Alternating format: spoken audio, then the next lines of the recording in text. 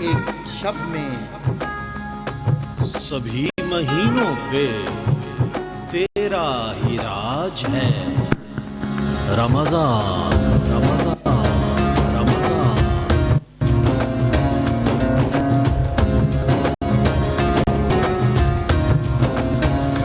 رحمتوں کا مہینہ، عظمتوں کا سفینہ، زندگی کا قرینہ، روح مکہ مدینہ، آدمی کو بناتا ہے یہ۔ اعوذ باللہ من الشیطان الرجیم، بسم اللہ الرحمن الرحیم۔ اللہم صلی علی محمد وعلی آل محمد وآلہ وبارک وسلم۔ ہزاروں کروڑوں لاکھوں درود و سلام حضرت محمد مصطفیٰ صلی اللہ علیہ وآلہ وبارک وسلم پر اور آپ کی آل اطہار پر۔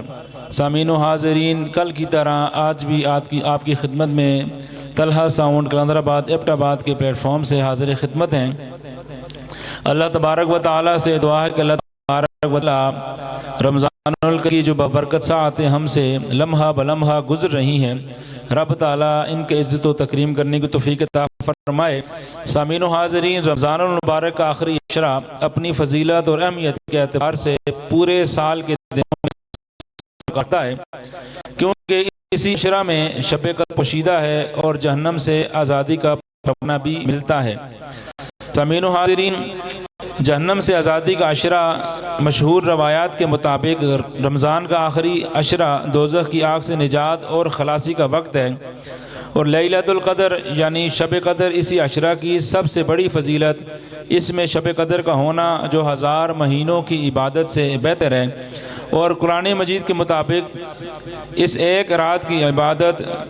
83 سال 4 ماہ کی عبادت کے برابر ہے۔ تو رب تعالیٰ سے دعا کہ اللہ تبارک و تعالیٰ یہ جو رمضان الکریم کا آخری عشرہ ہم سے گزر رہا ہے، اس میں ہمیں خوب ڈٹ کر رب تعالیٰ کی بارگاہ میں عبادت کرنے کی توفیق عطا فرمائے۔ سامعین و حاضرین، میں تلاوت کلام الہی سے پہلے آج کے ہمارے مہمان جو پینل میں موجود ہیں، حضرت علامہ مولانا حمید الدین صاحب جو کہ خطیب ہیں جامع مسجد یا رسول اللہ کریڑ، میں ان کا آپ سے جو ہے وہ تعارف کروانے لگا ہوں۔ میری مراد حضرت علامہ مولانا حمید الدین صاحب جو کہ جامع مسجد یا رسول اللہ کریڑ کے خطیب ہیں، انشاءاللہ ہم ان سے گفتگو بھی سنیں گے، اور اس کے ساتھ ہی آج کے ہمارے ثناخوان مصطفیٰ صلی اللہ علیہ وآلہ وسلم محمد ذیشان نذیر صاحب کی جن سے ہم نعت رسول مقبول صلی اللہ علیہ وآلہ وسلم سنیں گے۔ سامعین و حاضرین، تلاوت کلام الہی سے اس بابرکت محفل کا جو ہے وہ آغاز کیا جاتا ہے۔ تمامی حضرات سے میری گزارش ہے کہ آپ درود پاک با آواز بلند پڑھیے۔ اللہم صلی وسلم وزد وبارک علی رسول اللہ وآلہ الاطہار، علی رسول اللہ واصحابہ الاخیار۔ اللہم صلی وسلم وزد وبارک علی رسول اللہ وآلہ الاطہار، علی رسول اللہ واصحابہ الاخیار۔ اعوذ باللہ من الشیطان الرجیم،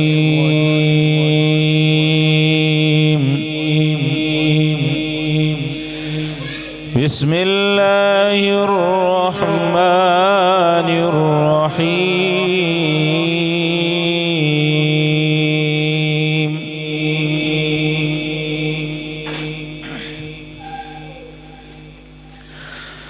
واصبر على ما يقولون واهجرهم هجرا جميلا، وذرني والمكذبين أولي النعمة ومهلهم قليلا، إن لدينا أنكالا وجحيما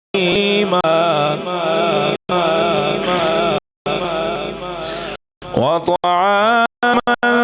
ذا غصة وعذابا أليما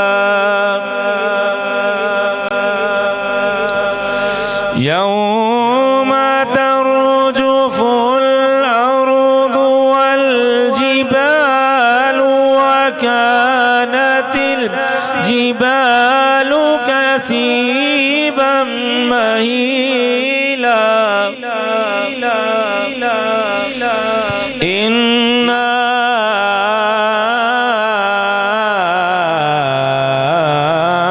أرسلنا إليكم رسولا شاهدا عليكم كما أرسلنا إلى فرعون رسولا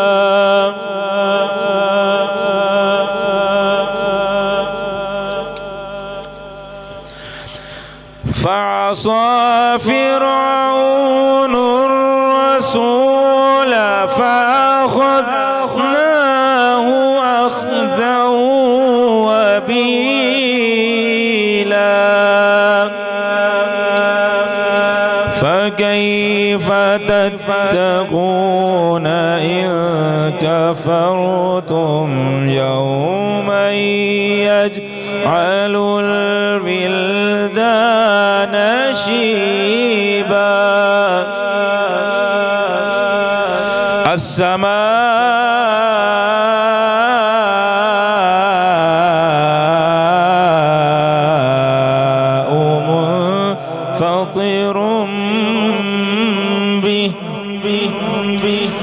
كان وعده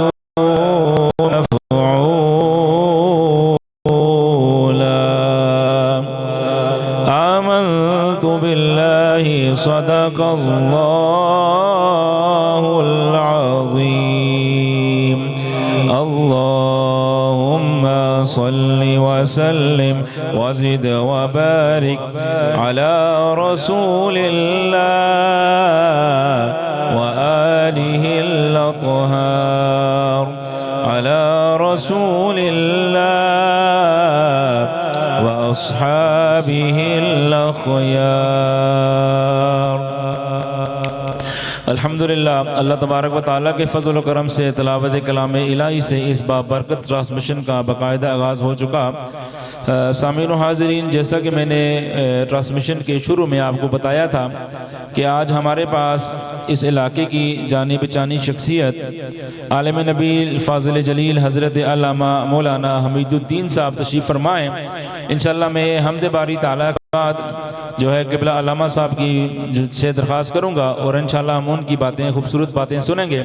रब ताला से दुआ कि अल्लाह तबारक व ताला इनका आना इस अपनी बरगाह में कबूल व मंजूर फरमाए। सामिन हाज़रीन, बिला तमहीद में आज के हमारे जो दूसरे मेहमान हैं मोहतरम जनाब मोहम्मद ज़िशान नज़ीर, मैं उनसे दरख्वास्त करूँगा कि वो माइक पे आकर हम्द बारी ताला रब ताला की बरगाह में पेश फरमाएँ।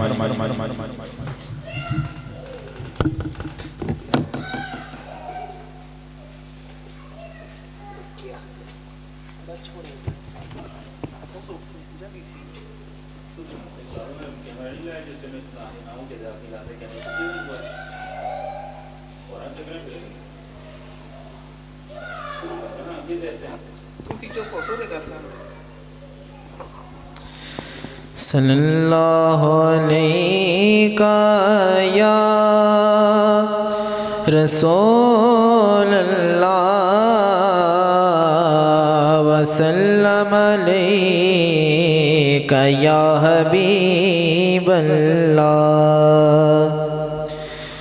खुदाया कौन है सानी तेरा سارے زمانے میں خدایا کون ہے ثانی تیرا سارے زمانے میں تو ہی لارے بے ہے مالک جہاں کے کارخانے میں تیری حکمت سے بچھتا ہے زمین پر فرش مخمل کا تیری حکمت سے بچھتا ہے زمین پر فرش مخمل کا ستاروں کے ڈکے موتی فلک کے آشیانے میں ستاروں کے ڈکے موتی فلک کے آشیانے میں تو شاہوں کو گدا کر دے گداؤں کو بادشاہ کر دے تو شاہوں کو گدا کر دے گداؤں کو بادشاہ کر دے اشارہ تیرا کافی ہے بڑھانے اور گھٹانے میں اشارہ تیرا کافی ہے بڑھانے اور گھٹانے میں خدایا کون ہے ثانی تیرا سارے زمانے میں تو ہی لارے بے ہے مالک جہاں کے کارخانے میں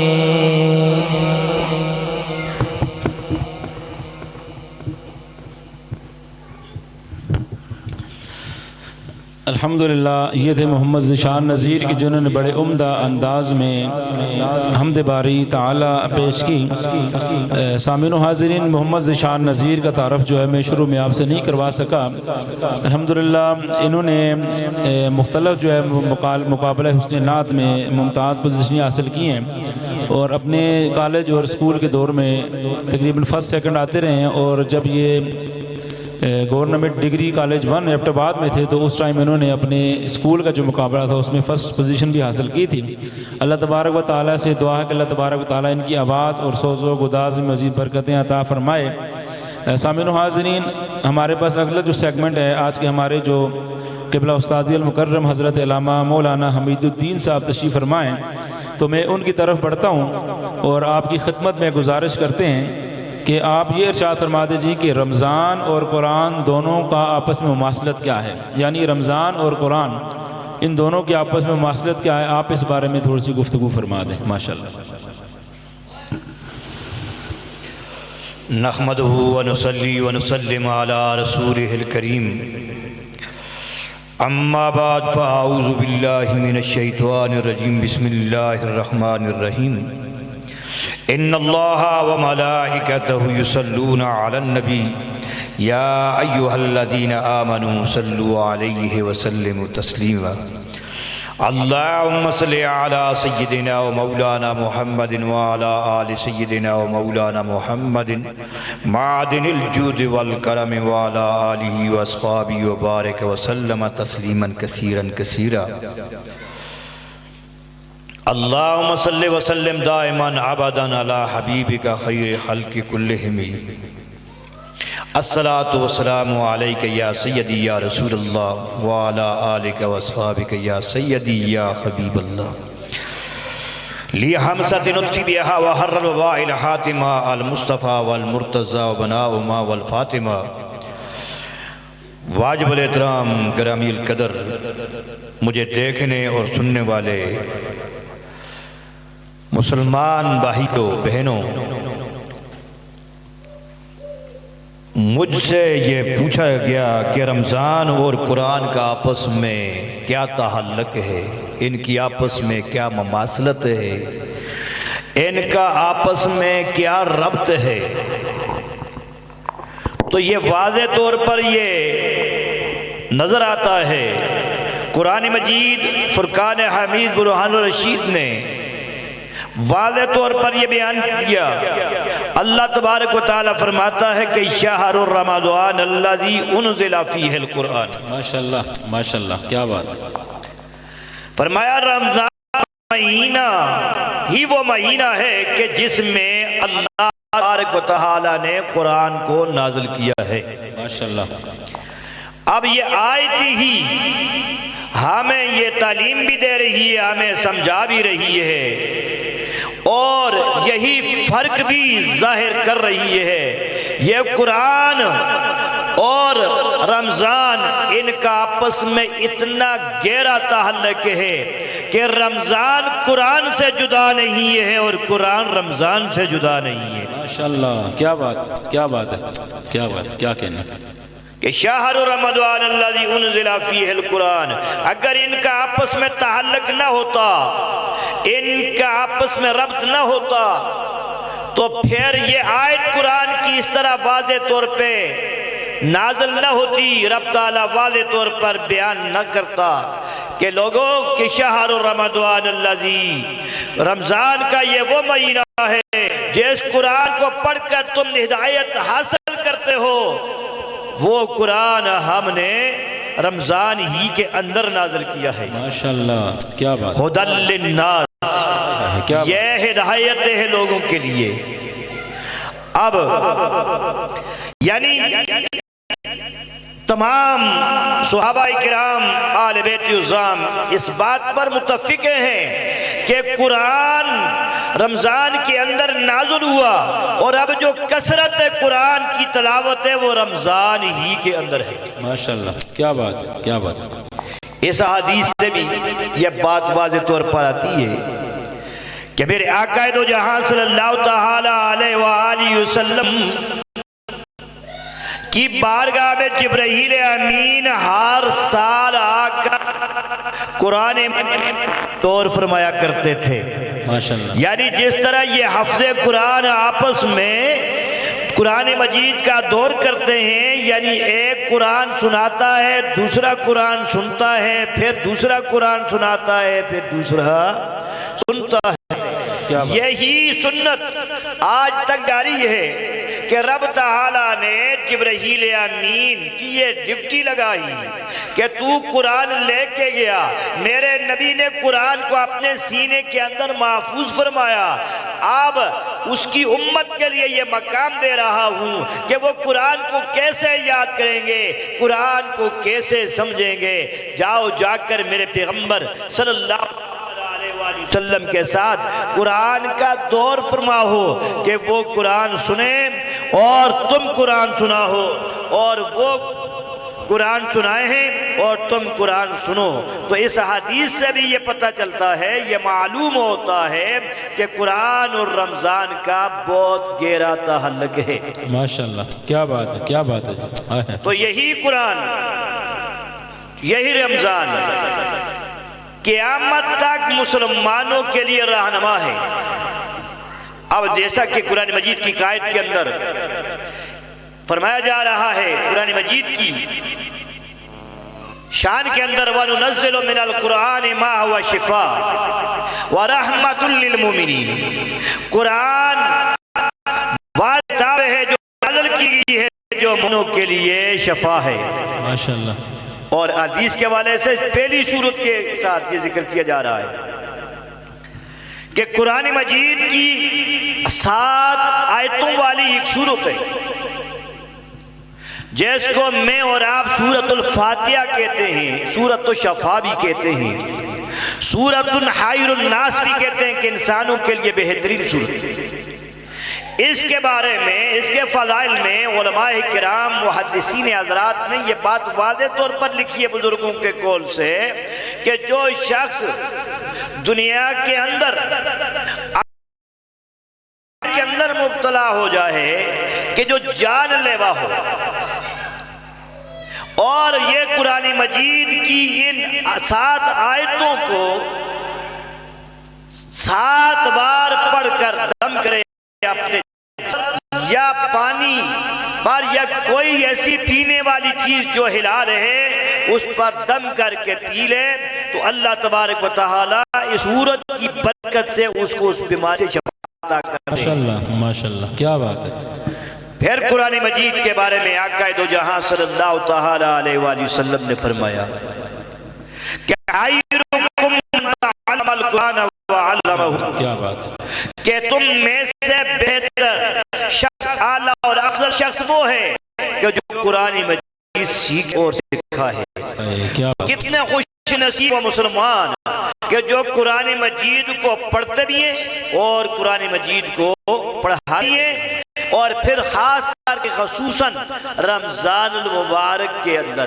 اس کو نماز تراویح میں سنتے ہیں، نماز تراویح کے اندر اس کو پڑھتے ہیں، کیونکہ یہ نازل ہی رمضان میں ہوا ہے، تو لہٰذا قرآن کا جو مقام، جو عظمت رمضان کے حوالے سے ہے وہ کسی سے ڈھکی چھپی ہوئی نہیں ہے۔ اس لیے قرآن کو بھی مقام مل رہا ہے رمضان کی وجہ سے، اور رمضان کو بھی مقام مل رہا ہے قرآن کی وجہ سے۔ کیا بات ہے جی، کیا بات ہے، ماشاءاللہ ماشاءاللہ۔ بڑا عمدہ انداز میں حضرت علامہ مولانا حمید الدین صاحب نے رمضان اور قرآن مجید کی مماثلت کے حوالے سے بڑی عمدہ گفتگو فرمائی۔ رب تعالیٰ سے دعا کہ اللہ تبارک و تعالیٰ ان کا انداز بیان اپنی برگاہ میں قبول و منظور فرمائے اور سوز و گداز میں مزید برکتیں عطا فرمائے۔ سامعین و حاضرین، آج کے ہمارے پاس جو مہمان ثناء موجود ہیں محمد ذیشان نذیر صاحب، میں ان کی طرف بڑھتا ہوں اور ان سے گزارش کرتا ہوں کہ وہ نعت رسول مقبول صلی اللہ علیہ وآلہ وسلم پیش فرمائیں۔ ان کو بلانے سے پہلے بڑا عمدہ کلام لکھا گیا کہ جو کہ بارگاہ رسالت میں پڑھا جا رہا ہے۔ بڑا مشہور کلام ہے کہ مدینے سے بلاوا آ رہا ہے، مدینے سے بلاوا آ رہا ہے، میرا دل مجھ سے پہلے جا رہا ہے، میرا دل مجھ سے جا رہا ہے، اور یہاں مرضی نہیں چلتی کسی کی، یہاں مرضی چلتی نہیں کسی کی، مدینے والا ہی بلوا رہا ہے، یہاں مرضی نہیں چلتی کسی کی، مدینے والا ہی بلوا رہا ہے، اور نواسوں کا وہ صدقہ بانٹتے ہیں، نواسوں کا وہ صدقہ بانٹتے ہیں، زمانہ ان کا صدقہ کھا رہا ہے، میرا دل مجھ سے پہلے جا رہا ہے۔ انہی اشعار کے ساتھ میں مہمان ثناء خان محمد ذیشان نذیر سے میں گزارش کروں گا کہ وہ مائک پہ آئیں، آ کر بارگاہ نبوی میں مدحت رسول صلی اللہ علیہ وآلہ وبارک وسلم پیش فرمائیں۔ ماشاءاللہ۔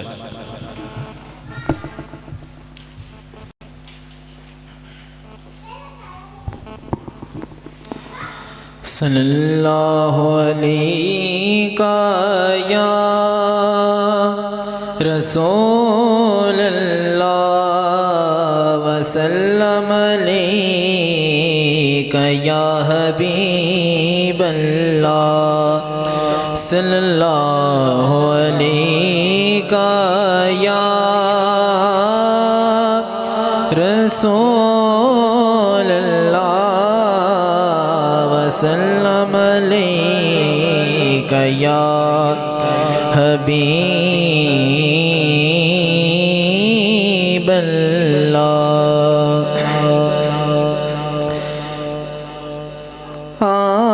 میں ڈڈولا کرا بیٹھی زاری ویا میں ڈڈولا کرا بیٹھی زاری میں مکدی مکاوا میں مکدی مکاوا تجھ تیا میں ہاری ویا میں ڈڈولا کرا بیٹھی زاری میں ڈڈولا کرا بیٹھی زاری حکیمات طبیبات وس دیے گلنے حکیمات طبیبات وس دیے گلنے میری مرزدہ اور کوئی بھی حل نہیں دکھا دے ذرا دکھا دے ذرا کہ صورت پیاری ویا میں ڈڈولا کرا بیٹھی زاری ویا میں ڈڈولا کرا بیٹھی زاری تو لج پال ہے تو لج پال ڈولا تو لج پال ہے تو لج پال ڈولا میری زندگی ہے تیرے نال ڈولا میری زندگی ہے تیرے نال ڈولا تو چنگیاں تو چنگا تو چنگیاں تو چنگا میں سب تو نکاری میں ڈڈولا کرا بیٹھی زاری ویا میں ڈڈولا کرا بیٹھی زاری میں مکدی مکاوا میں مکدی مکاوا تجھ تیا میں ہاری ویا میں ڈڈولا کرا بیٹھی زاری میں لکھ لکھ کے چٹھیاں ہزاراں نے پایا میں لکھ لکھ کے چٹھیاں ہزاراں نے پایا کوئی دیس ٹیڑے تو خبرانہ آیا کوئی دیس ٹیڑے تو خبرانہ آیا نہ دسیا ٹھکانا نہ دسیا ٹھکانا کوئی جان دیواری میں ڈڈولا کرا بیٹھی زاری ویا میں ڈڈولا کرا بیٹھی زاری میں مکدی مکاوا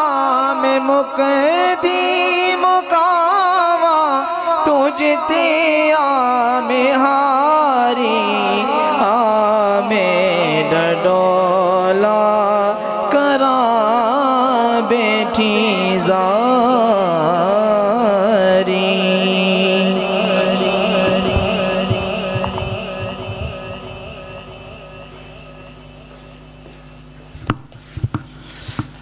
ماشاءاللہ جزاک اللہ. یہ تھے محمد ذیشان نذیر کے جنہوں نے بڑے عمدہ انداز میں مدحت رسول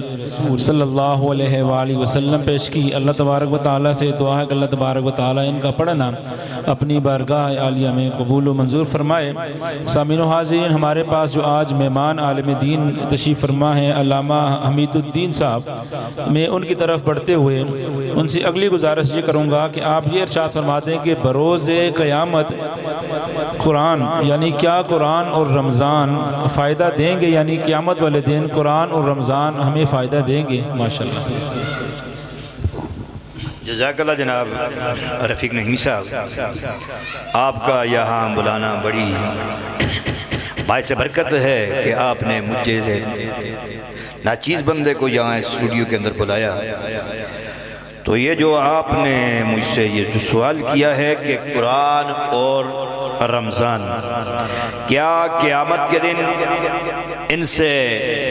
ہم فائدہ اٹھا سکتے ہیں، فائدہ حاصل کر سکتے ہیں، تو یہ تو صاف ظاہر ہے کہ یہ دنیا کے اندر بھی رمضان اور قرآن سے ہمیں فائدہ مل رہا ہے، اور قبر میں کے اندر بھی ملے گا، میدان محشر کے اندر بھی ملے گا. کیا بات، ماشاءاللہ. رکھنے والے جتنے لوگ بھی ہیں مسلمان، ان کی سفارش، ان کی شفاعت ان کو فائدہ روزے سے ہی ملے گا. جیسا کہ میں پہلے بتا چکا ہوں کہ دنیا کے اندر جب فائدہ مل رہا ہے تو قیامت کے اندر کیوں نہیں ملے گا. نبی پاک صلی اللہ تعالیٰ علیہ وآلہ وسلم کا فرمان ہے کہ جب اللہ کا بندہ مومن روزہ رکھنے والا اپنے کسی گناہوں کی بدولت وجہ سے وہ جہنم کا مستحق بنے گا تو اللہ تبارک و تعالیٰ کی بارگاہ میں روزہ بطور سفارش کھڑا ہو جائے گا. اللہ فرمائے گا کہ اے رمضان کے روزے ذرا یہ بتا تو یہاں میرے دربار کے اندر میرے پاس کیوں آیا ہے، کیوں کھڑا ہوا ہے؟ فرمائے گا رمضان کا روزہ الہ العالمین یہ تو نے وعدہ کر رکھا ہے کہ جو تیری عزت کرے گا، جو تیرا احترام کرے گا، جو راتوں کو تیرا قیام کرے گا،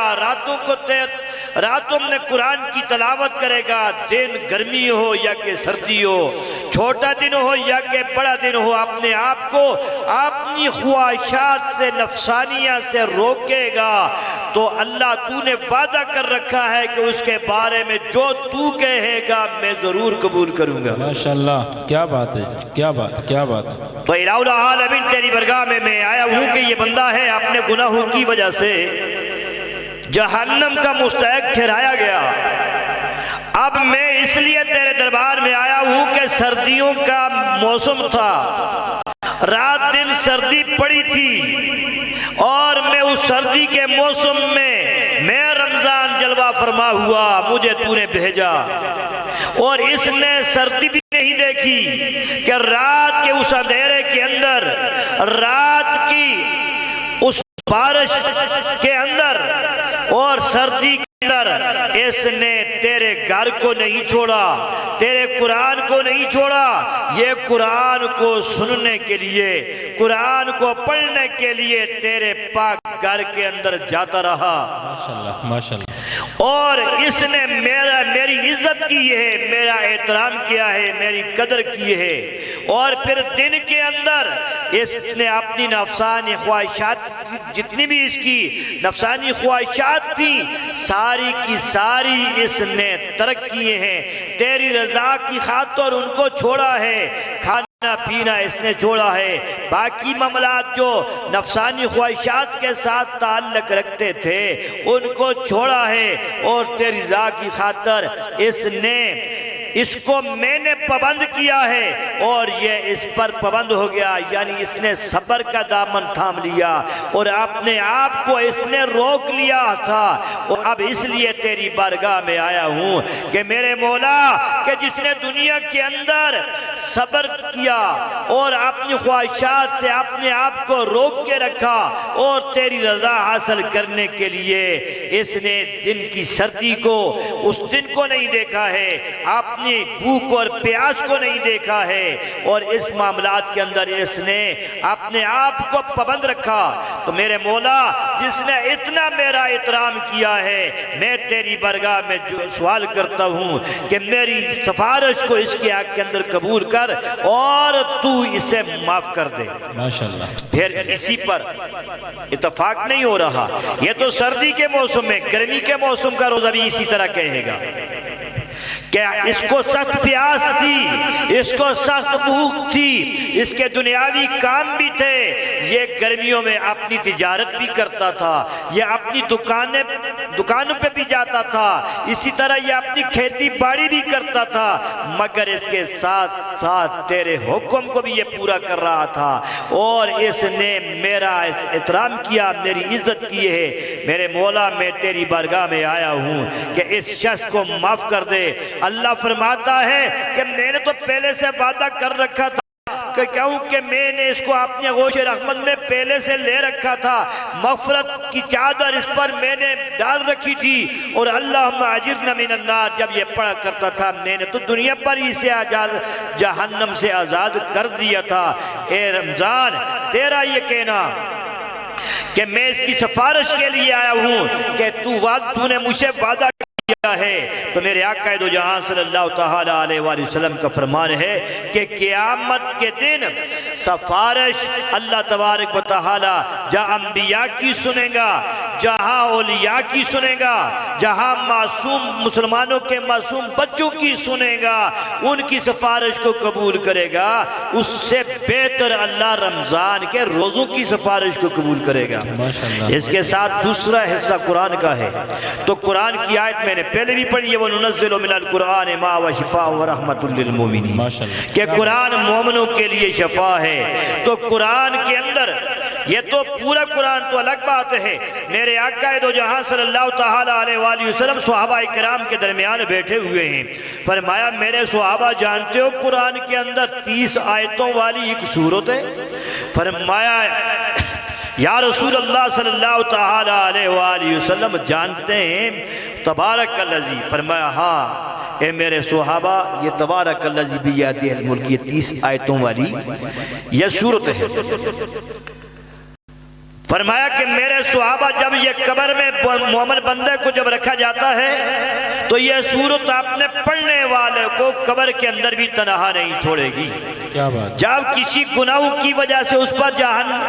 عذاب کے فرشتے قبر میں آئیں گے، اگر وہ پاؤں کی جانب سے آئیں گے تو یہ پاؤں کی جانب کھڑی ہو جائے گی، وہ سر کی جانب سے آئیں گے تو یہ سر کی جانب کھڑی ہو جائے گی، وہ دائیں طرف سے آئیں گے تو یہ دائیں طرف کھڑی ہو جائے گی، وہ بائیں طرف سے آئیں گے تو یہ بائیں طرف کھڑی ہو جائے گی، حتیٰ کہ دھولن جیسی سجی ہوئی یہ سورہ ملک سامنے آئے گی، فرشتے کہیں گے تو کون ہے؟ فرمایا میں وہ سورہ ملک ہوں کہ جس کو یہ دن رات یہ شخص پڑھا کرتا تھا، جس کو تم عذاب دینے کے لیے آئے ہو، میں نے وعدہ کر رکھا ہے کہ جو قرآن کے اندر مجھے جو تلاوت کرے گا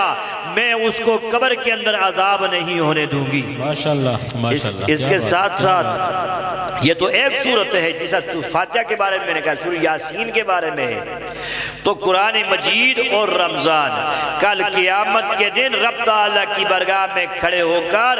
یہ اپنے پڑھنے والوں کے لیے، روزہ اپنے روزہ رکھنے والوں کے لیے، قرآن اپنا قرآن کی تلاوت کرنے والوں کے لیے، یہ تو میرے نبی نے پہلے فرما دیا تم میں سے بہتر شخص وہ ہے جو قرآن سیکھے اور سکھائے۔ جب وہ بہتر ہے تو پھر اس میں کوئی شک کی گنجائش نہیں ہے کہ اللہ رمضان کی سفارش کو بھی قبول کرے گا اور اللہ قرآن کی سفارش بھی قبول کرے گا۔ یہ تو چھوٹی چھوٹی صورتوں کا ہے، تو جو شخص سارا قرآن پڑھتا ہے رمضان کے اندر دن رات اس کی تلاوت کرتا ہے سورہ فاتحہ سے لے کر سورہ ناس تک، تو وہ قرآن مجید سارے کا سارا اس کی شفاعت کر رہا ہے۔ اسی طرح حفظ قرآن کے بارے میں جو قرآن کو یاد کر لیتا ہے تو کل قیامت کے دن وہ خود تو خود ہے، اس کے والدین کے سر پر نورانی تاج رکھ دیے جائیں گے جو یاقوت زبرجد و زمرد سے جڑے ہوئے ہوں گے اور ان کی روشنی سورج اور چاند سے زیادہ ہوگی۔ لوگ عرض کریں گے یہ کون لوگ ہیں؟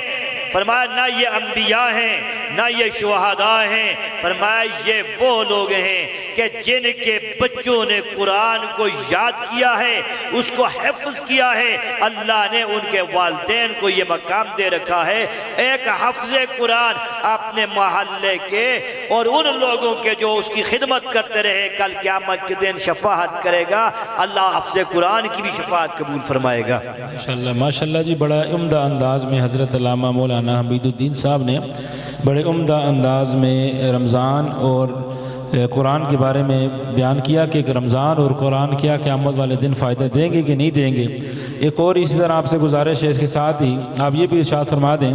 کہ اللہ تبارک و تعالیٰ کے جو اولیاء ہیں، یعنی اللہ کے جو ولی ہیں، کیونکہ آج کل فیس بک کا دور ہے،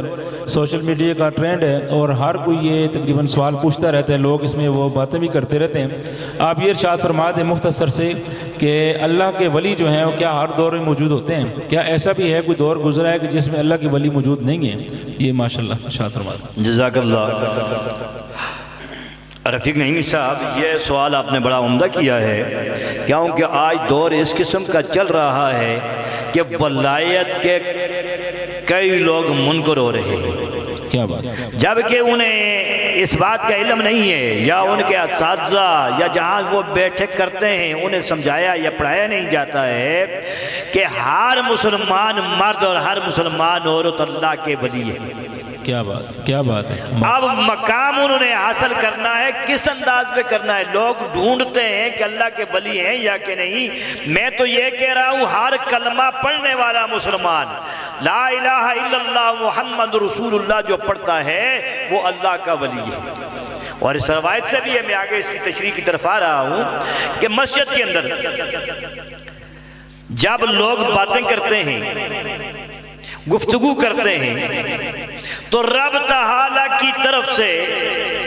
3 بار فرشتے یہ کہہ رہے ہیں کہ اللہ کے ولی خاموش ہو جا۔ اگر وہ اللہ کا ولی نہیں ہے تو پھر فرشتے اسے کیوں کہتے ہیں کہ اللہ کے ولی خاموش ہو جا؟ پھر وہ خاموش نہیں ہوتا، پھر وہ کہتے ہیں کہ اللہ کے ولی خاموش ہو جا۔ پھر جب وہ خاموش نہیں ہوتا تو تیسری بار فرشتے کہتے ہیں اللہ کے دشمن خاموش ہو جائے۔ یعنی اس حدیث سے یہ بات واضح طور پر ہے، جو مسجد میں گیا ہے، مسلمان ہے، کلمہ پڑھتا ہے، وہ اللہ کا ولی ہے۔ اب مقام میں قرب حاصل کرنے کے لیے اس نے راستے اختیار کیے ہوئے ہیں۔ اب مقام قرب جب وہ حاصل کرتا ہے بندہ تو نوافل کے ذریعے سے کرتا ہے، قرآن مجید کی تلاوت سے کرتا ہے، نیک لوگوں کی مجلسوں میں بیٹھ کے کرتا ہے۔ فرمایا بعض لوگ ایسے ہیں کہ جن کے چہرے ایسے چمکتے ہیں جیسے آسمان پر دنیا والوں کے لیے ستارے چمکتے ہیں۔ اور وہ کیوں چمکتے ہیں؟ وہ اللہ کا کثرت کے ساتھ ذکر کرتے ہیں۔ فرمایا کہ وہ اللہ کے ولی ایسے ہیں کہ جب انہیں کوئی دیکھتا ہے تو انہیں خدا یاد آ جاتا ہے۔ کیا بات، کیا بات ہے۔ یہ تو وہ کسی دور میں بھی کوئی ایسا دور نہیں گزرا ہے کہ جس دور کے اندر اللہ کے ولی موجود نہ ہو، ہر دور کے اندر ہیں۔ تو سوال یہ ہے کہ آج کل بھی ہے؟ سوال تو یہ کیا جا رہا ہے کہ آج کل بھی ہے، آج کل کے دور یا میں موجود پہلے دور میں تھے تو آج بھی ہیں؟ تو بھائی قاری صاحب، یہ آج دور ہر دور کے اندر ہیں اور آج کے دور میں بھی ہے۔ جب یہ کہا گیا ہے کہ بندہ نوافل کی کثرت سے اللہ کا قرب حاصل کرتا ہے، یتقرب بالنوافل، یعنی نوافل کی عبادت کی وجہ سے وہ اللہ کا قرب حاصل کرتا ہے کہ وہ اللہ کے نزدیک ہو جاتا ہے۔ فرمایا اتنا نزدیک ہوتا ہے کہ اللہ اس کے ساتھ محبت کرنے لگ جاتا ہے۔ ماشاءاللہ، کیا بات، کیا بات ہے۔ یہ عبادت کے ذریعے سے اللہ کا ولی بنتا ہے، یہ ذکر اذکار کی وجہ سے اللہ کا ولی بنتا ہے، قرآن کی تلاوت کی وجہ سے اللہ کا ولی بنتا ہے۔ اگر وہ عبادت نہیں کرتا ہے، روزے نہیں رکھتا ہے، حج نہیں کرتا ہے، صدقہ خیرات نہیں دیتا ہے، نیک اعمال کی طرف متوجہ نہیں ہے، تو پھر ہم اس کو کیسے کہہ سکتے ہیں یہ اللہ کا ولی ہے؟ اللہ کا تو ولی وہی ہے، لقد کان لکم فی رسول اللہ اسوۃ حسنہ۔ تم کہتے ہو کہ آج کل ہمیں اللہ کے ولی ملتے نہیں ہیں، اللہ کے ولی ڈھونڈنے ہی بڑے آسان ہیں۔ تمہارے پاس قرآن مجید کی یہ آیت موجود ہے، لقد کان لکم فی رسول اللہ اسوۃ حسنہ، کہ تمہارے لیے میرے رسول کی زندگی بہترین نمونہ ہے۔ جن لوگوں نے پیارے محبوب صلی اللہ علیہ وسلم کی زندگی کو اپنا آئیڈیل بنا لیا، ان سیرت پر اور ان کے ساتھ محبت پر اپنی زندگی بسر کر لی، وہی اللہ کا ولی یہ ہے۔ فرمایا اسی راستے سے وہ فنا فی الشیخ بھی ہوتا ہے، اسی راستے سے پھر وہ فنا فی الرسول بھی ہوتا ہے، اسی راستے سے پھر وہ فنا فی اللہ بھی ہوتا ہے۔ تو جب وہ فنا فی اللہ ہوتا ہے تو اللہ فرماتا ہے میں اس کی آنکھیں بھی بن جاتا ہوں، میں اس کے ہاتھ بھی بن جاتا ہوں، میں اس کی زبان بھی بن جاتا ہوں، میں اس کے پاؤں بھی بن جاتا ہوں، حتیٰ کہ نظر میں وہ انسان تمہیں نظر آ رہا ہے، اس کے ہاتھوں کے اندر بھی کام تمہارے رب کا ہوتا ہے، اس کی آنکھوں کے اندر دیکھنا بھی تمہارے رب کا ہوتا ہے، اس کی زبان پر بولنا بھی تمہارے رب کا ہوتا ہے۔ تو جس کی زبان پر رب بولے، جس کی آنکھوں میں دیکھنے والا اللہ ہو، جس کے ہاتھوں میں کام کرنے والا اللہ ہو، وہ اللہ کا ولی نہیں تو پھر وہ کیا ہے؟ اس واسطے ہاتھ دور کے اندر اللہ کے ولی موجود ہیں۔ صرف ہماری بد نصیبی یہ ہے کہ ہم ایسے لوگوں کے پاس بیٹھنا پسند نہیں کرتے۔ اگر ہم ایسے لوگوں کے پاس جائیں جہاں اللہ کی رحمتیں برستی، جو لوگ اللہ کا ذکر کرتے ہیں، اللہ کا قرآن پڑھتے ہیں، اگر ایسے لوگوں کے پاس ہم جائیں تو ہمیں اللہ کے ولی نظر آئیں، پھر اللہ کے ولیوں میں ہمیں شک کرنے کی کوئی گنجائش ہمارے پاس باقی نہیں رہتی۔ یہ صرف ہم دنیا دار ہو کر اللہ کے ولیوں پر طنز کرنے کی کوشش کرتے ہیں کہ یہ کیا کر رہا ہے، یہ کیا کر رہا ہے۔ اگر اللہ کے ولی آج نہ ہو تو اللہ اپنے دنیا کے نظام کو ہی ختم کر دے، کیونکہ اللہ اپنے بندوں کے ذریعے سے اس دنیا کا نظام چلا رہا ہے۔ اللہ نے ایسے بندے دنیا کے اندر ایسے بندے ہیں جن کی وجہ سے رب دعائیں قبول کرتا ہے، جن کی وجہ سے اللہ بے اولادوں کو اولادیں عطا کرتا ہے، جن کی وجہ سے اللہ رزق کے اندر برکتیں عطا کرتا ہے۔ یہ ایسے اللہ کے ولی موجود ہیں جو دن رات اللہ کو راضی کرنے میں لگے ہوئے ہوتے ہیں۔ ہر انسان ہر ایک جیسا نہیں ہوتا ہے، ہر مسلمان جو ہے وہ اللہ اپنی اپنی منشا کے مطابق، اپنی اپنی استطاعت کے مطابق، اپنی اپنی قوت کے مطابق اپنے رب کو راضی کرنے کی کوشش کرتا ہے۔ تو جس پر اس کا رب راضی ہو گیا وہی اللہ کا ولی ہے۔ کیا بات ہے جی، ماشاءاللہ بڑے عمدہ انداز میں جناب علامہ حمید الدین صاحب نے اللہ کے ولیوں کے بارے میں گفتگو فرمائی۔ اللہ تبارک و تعالیٰ سے دعا کہ اللہ تبارک و تعالیٰ ان کے علم اور عمل میں مزید برکت عطا فرمائے۔ سامعین و حاضرین، ہمارے پاس جو کہ میں آپ کو شروع میں نے بتایا تھا کہ ہمارے پاس ثناخان مصطفیٰ صلی اللہ علیہ وآلہ وسلم بھی موجود ہیں، محمد ذیشان نذیر صاحب۔ میں صرف 2 شعر پیش کر کے ان کو منقبت مولا علی کی درخواست کروں گا۔ شاعر لکھتے ہیں کہ جنت علی دی تے میں بھی علی دا، فرماتے ہیں کہ جنت علی دی تے میں بھی علی دا، میں جے نہ ویساں تے ہو کون ویسی، میں جے نہ ویساں تے ہور کون ویسی، کوثر دا ساقی مولا علیے،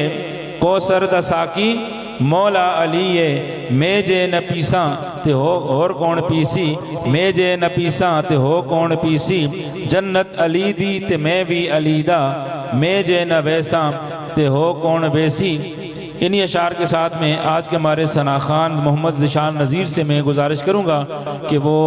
مدد منقبت مولا علی کرم اللہ وجہ الکریم پیش فرمائیں۔ ماشاءاللہ۔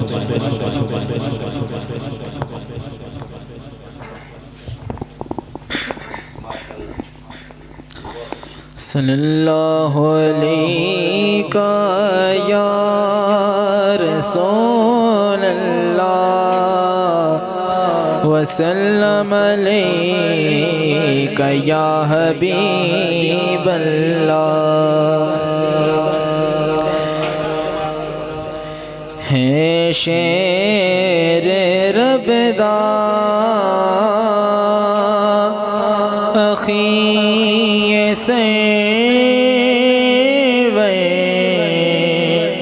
ہے شیر رب دا اخی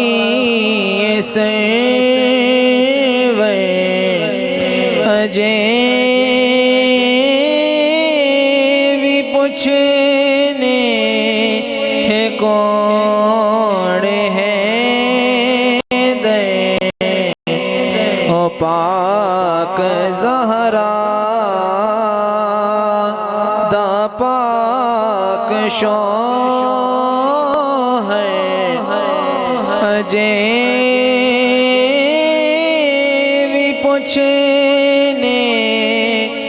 کون ہے کون ہے جنہوں نبی نے پکارے آسی او کلیاں خیبر او کھاڑے آسی ایک شب میں سبھی مہینوں پہ تیرا ہی راج ہے رمضان رمضان رمضان